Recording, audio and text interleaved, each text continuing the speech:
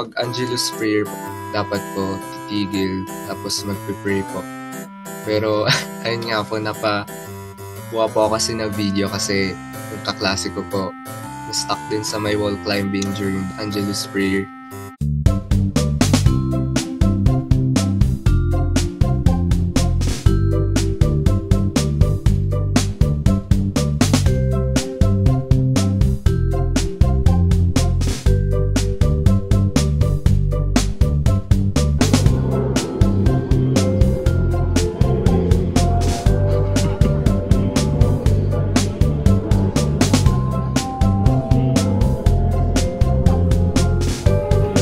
Naalala ko lang po sa nasabi niya after niyang makababa po.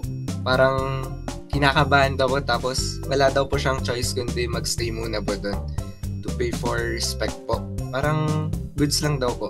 Nakakaya at the same time.